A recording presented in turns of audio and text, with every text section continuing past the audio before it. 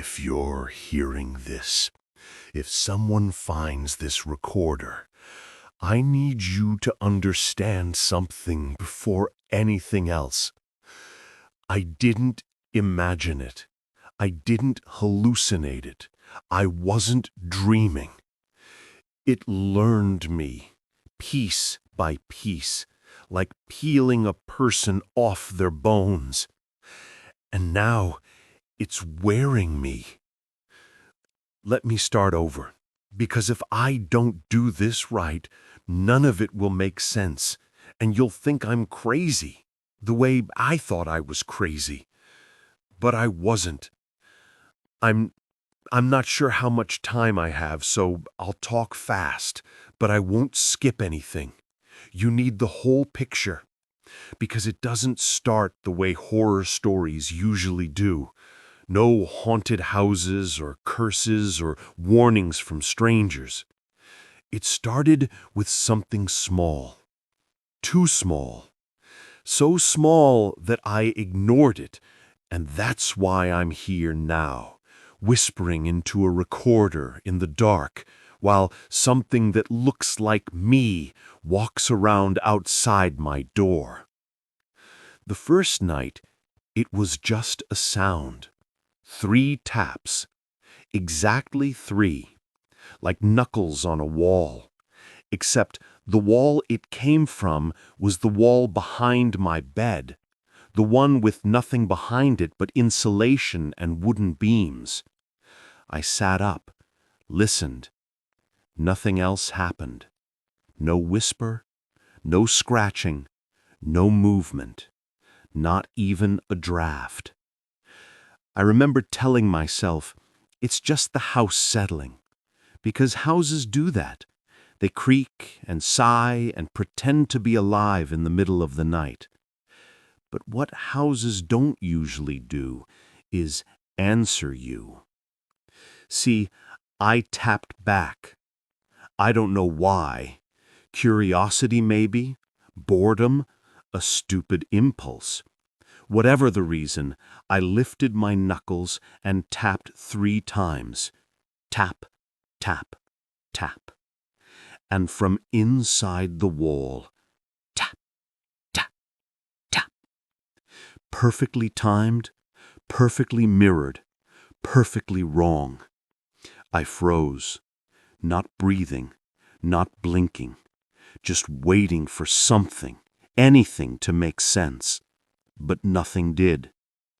After a moment, I whispered, barely audible, "Hello?" Then, so close I felt it in my bones, came a whisper I will never forget. "Hello," in my voice. The next morning, I tore apart my bedroom. I moved the bed, checked behind the drawers, pressed my ear against every surface. I even went outside and circled the house twice. There was nothing. No gaps, no crawl space, no pipes. Nothing that could whisper. Nothing that could learn the shape of my voice. I told myself I imagined it, that I had been half asleep, dreaming. I was wrong. The second night, the breathing started. Not loud, not dramatic, just human. A slow, steady rhythm. Like someone standing inches from me, separated only by drywall.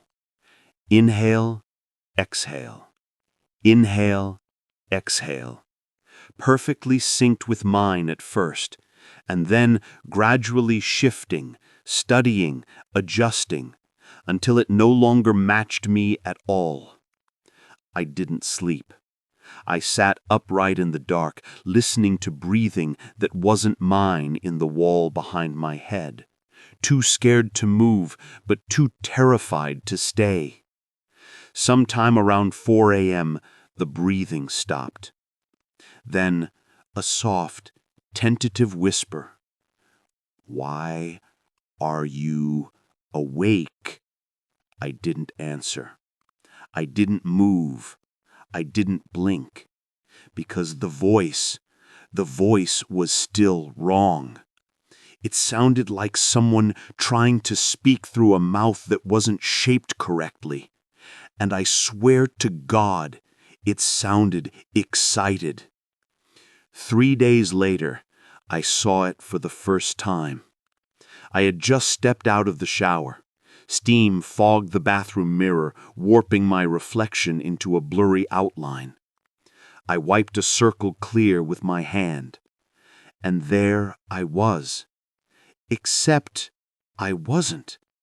My reflection smiled before I did. Not a big smile, just a tiny, knowing curl of the lips, like it had been waiting. I stared, motionless. My reflection stared back. Then, still smiling, it lifted its hand, not to mimic me, to press a finger against the other side of the mirror, right where my heart was.